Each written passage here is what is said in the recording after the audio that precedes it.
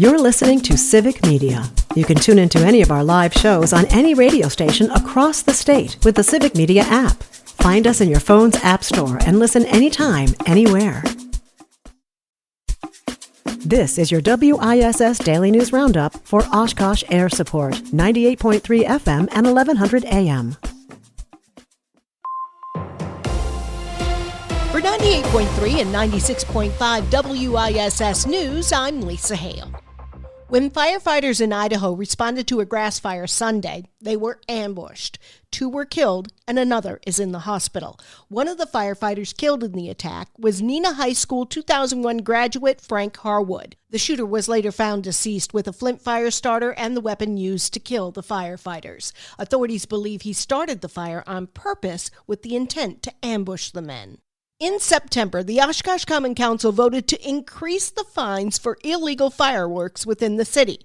As we get closer to the 4th of July holiday and the summer festivities, the Oshkosh Police Department is reminding residents that exploding fireworks like firecrackers and those that leave the ground like bottle rockets are illegal within city limits and can result in fines of up to $1,000. In a press release, the Oshkosh Police Department said fireworks may be enjoyable, but they can also cause distress to many of our community, especially those with PTSD or noise sensitivities.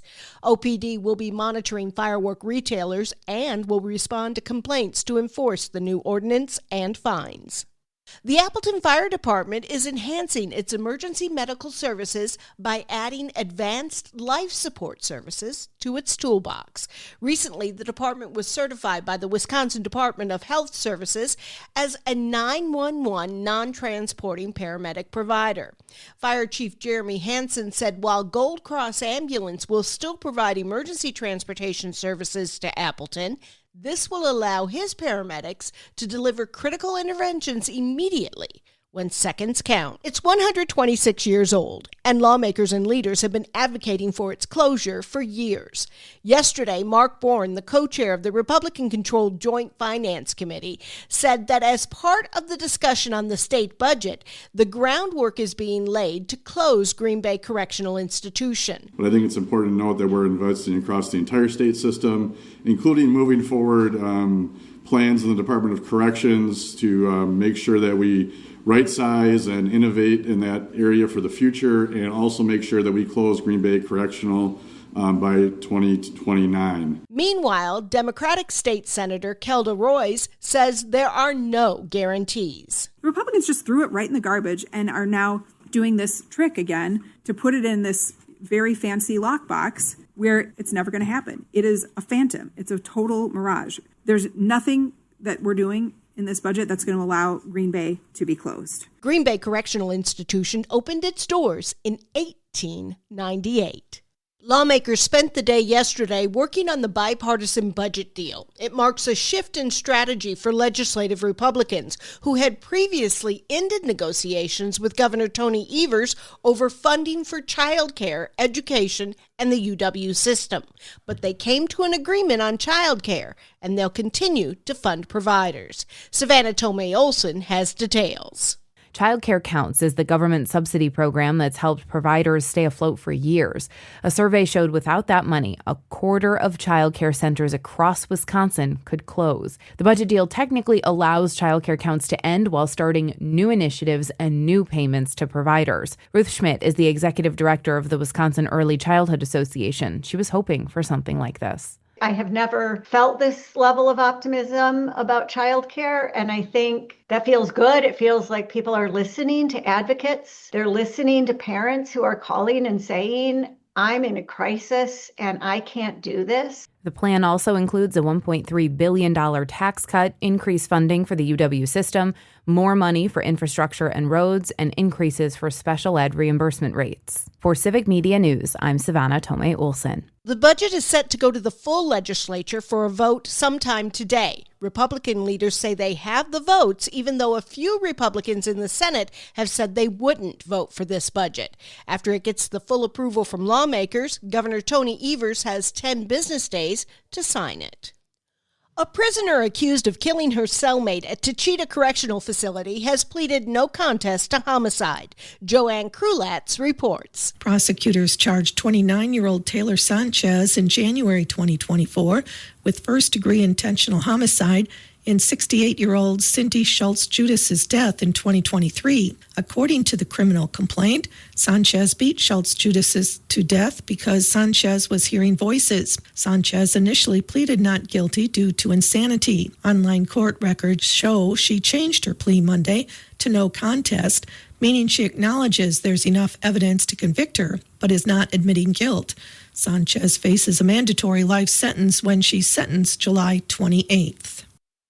It's already underway, one of the busiest holiday travel seasons of the year. AAA of Wisconsin says they expect nearly 1.5 million residents to hit the roads this week, with another nearly 60,000 hopping on a flight and over 100,000 scooting across the country in trains and buses. The nearly 1.5 million drivers would be a 2.5% increase over last year's July 4th travel season. Officials also are advising residents to plan ahead for extra traffic and drive carefully through Sunday evening. I'm Lisa Hale for 98.3 and 96.5 WISS News. For news anytime, visit WISS.FM. Let's play two. Hi, I'm Mike Clemens with sports. Baseball, the Brewers and the Mets rained out last night in New York, so the two teams playing a doubleheader today at 16-9. Milwaukee, the hottest team in the National League for the month of June. I asked Sal Frelick, does he feel confident about the crew right now? Yeah, absolutely. I think we kind of came together almost about a month and a half ago now, and I think we kind of identified we maybe weren't playing our culture, our brand of baseball, and we fixed that pretty quickly, and good things started to happen. So as long as we can control that, I think we'll be in a good spot. NBA, the Bucks land Pacers center Miles Turner in free agency, but release Damian Lillard. They'll pay Lillard $22.5 million per year for the next 5 years. So what does Giannis think? Sources that relate to me that Giannis Antetokounmpo is not pleased with the Bucks' decision to buy out Damian Lillard for the remainder of his contract. He just didn't like how it was handled, and so I was told that he is not pleased with what transpired with Damian Lillard. That's Chris Hayes of the NBA Network. With sports, I'm Mike Clemens. On your entertainment beat, I'm Pete Schwaba. Sure, Dana Carvey is a great impressionist, but still prefers to be tactful, especially when impersonating President Joe Biden like he did during the SNL 50th anniversary broadcast. The creator of The Church Lady said to his co-host on the Fly on the Wall podcast, David Spade, that he took that approach because the former president was mentally compromised. Spade countered, saying Biden is fair game because he's in the public eye, putting himself on the total opposite end of the spectrum. That's why they make a great podcast hosting team. If you're looking for something binge-worthy, here's one of Pete's picks. Check out Department Q on Netflix. Writer, director, executive producer Scott Frank has come a long way as a writer since his first credit, which was an episode of The Wonder Years. Frank has written such films as Get Shorty, Minority Report, and the show The Queen's Gambit. Department Q follows Carl, a detective who becomes obsessed with a cold case following his own near-death experience. It's just addicting enough, so check it out. There's been lots of royal family drama over the last few years, which eventually culminated in a formal estrangement for the Duke and Duchess of Sussex, also known as Harry and Meghan, which sounds a lot less sexy. Head of the not really necessary royal outfit, King Charles has made it known that he's going to buck tradition and wants the Sussexes to be front and center at his eventual funeral when the time comes. The New York Post reports that Charles has made it clear he would like his son Harry to walk side by side with his brother William, who will then be king. Charles has also stated that he would like Harry and Meghan and their children, Archie and Lilibet, good lord, they actually want people to dislike them, to take part in the lying in state and candlelight vigil portion of the funeral. There has been no comment yet from the Sussexes. I'm not being lazy. The Duchess and Duke are actually referred to by the county name. As the Squire of Marinette, Wisconsin, I can confirm this. Okay, moviegoers, it's been a great summer so far at the box office, but today is a big day for new releases and dinosaur lovers. That's right, Jurassic World Rebirth opens today, and wouldn't you know it, just in time for what is supposed to be a blockbuster holiday weekend. There is expected to be a lot more cha-ching at the box office thanks to the latest chapter in this Jurassic franchise. The film stars Scarlett Johansson and Mahershala Ali and a whole bunch of CGI dinosaurs. Pretty sure the plot of the film involves dinosaurs wreaking havoc. Jurassic World Rebirth is currently coming in at just shy of fresh on Rotten Tomatoes with about 55%, and that should be enough to get people to the theaters for some T-Rex awesomeness. If you're worried that you've missed a couple of the previous films, I think you'll be okay. For more showbiz fun, tune into Nightlight with me, Pete Schwaba, weeknights from 6 to 8 p.m. on the Civic Media Radio Network.